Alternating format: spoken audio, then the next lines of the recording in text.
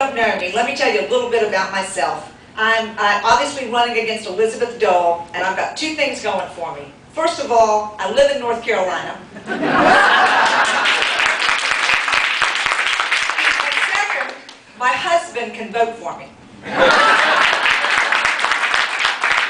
was born in Shelby, North Carolina. I went to Wake Forest Law School where I met my husband, Chip Hagan, who couldn't be here with us tonight. And we have three fabulous children. My oldest daughter is here. She's in the back, Jeanette Hagan. And she is getting a PhD in geology. So if you have questions on earthquakes and volcanoes, ask her, not me. But I've lived here.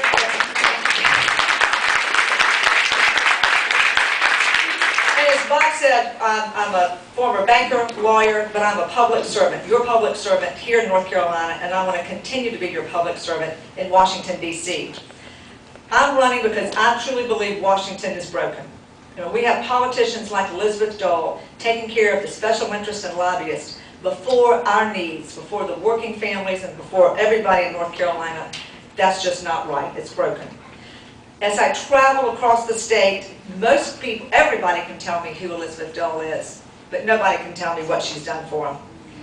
And I have to give credit where credit's due. She is trumpeting her card on what's called the 287G immigration issue.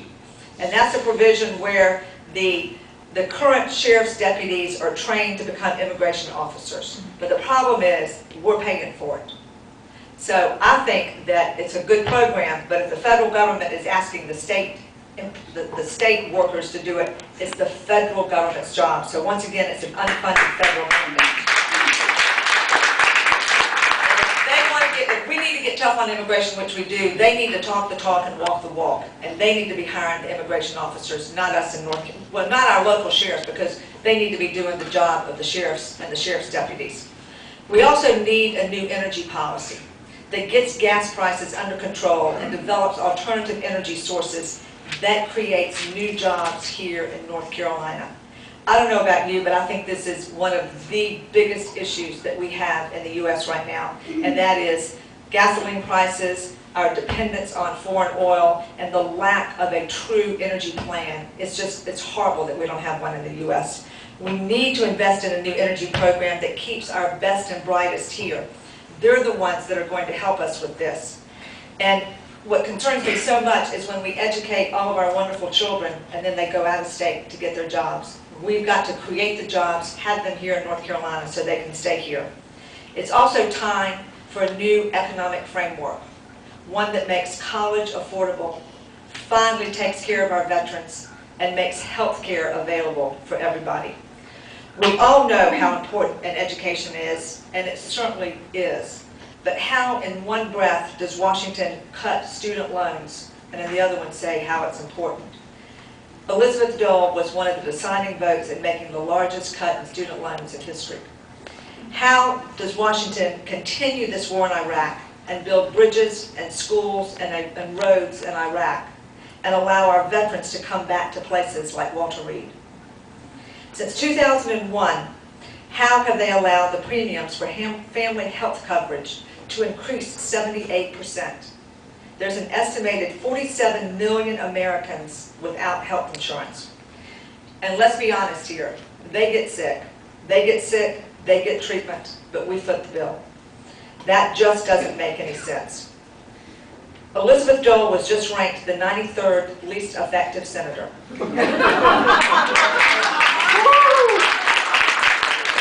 And she votes with President Bush 92% of the time. I know we're all Democrats here, but I don't care what party you're from. That's not representing North Carolinians when you're voting 92% with President Bush. When President Bush came into office, we had a projected $5 trillion surplus. Now there's a deficit of $3 trillion. That's money my kids and my future grandkids and yours are going to end up paying for. When we entered this war in Iraq, our bridges didn't stop falling down, our roads didn't stop needing repairs, and we didn't all of a sudden have enough schools for our children. We still need all of those things, and on top of that, we're spending $11 billion a month on the war. Dole has voted against increasing the minimum wage 3 times while at the same time accepting pay raises for herself 5 times. Elizabeth Dole makes $169,000 a year. Keep in mind the federal minimum wage is $5.85. If we get what we pay for, that means Elizabeth Dole should be working roughly 29,000 hours for us here in North Carolina. And I don't know about you, but I really don't think that's the case. When I said that she was the deciding vote to make the largest cut in student loan in history, our students currently carry $21,000 in loan debt, and they aren't walking the walk when they cut the students' loans. Time and again, she's put oil companies before real energy reform. We currently have $13 billion in tax breaks for big oil and gas companies. I don't know about you, but when I see gas at $3.25 a gallon before Memorial Day, it really makes me sick to my stomach. Analysts are now talking about how families are going to have to cut back on trips, not go to the movies, not go to get the pizzas. But I have news for you. It's not that it's going to happen, that's happening right now. When Elizabeth Dole took office in 2003, gas was on average $1.52 a gallon. That wasn't that long ago. You do the math, something just doesn't add up. She's also voted 18 times to cut veterans and health care benefits. And this, mind you, from someone who's consistently supported President Bush's war in Iraq. After 5 long years and over 4,000 brave men and women dead, 2 just this past week from North Carolina, Sergeant Thomas Ray and Sergeant David Williams. Our hearts and prayers go out to these 2 men and their families. As Labor Secretary, Senator Dole urged First President Bush, to veto the Family and Medical Leave Act.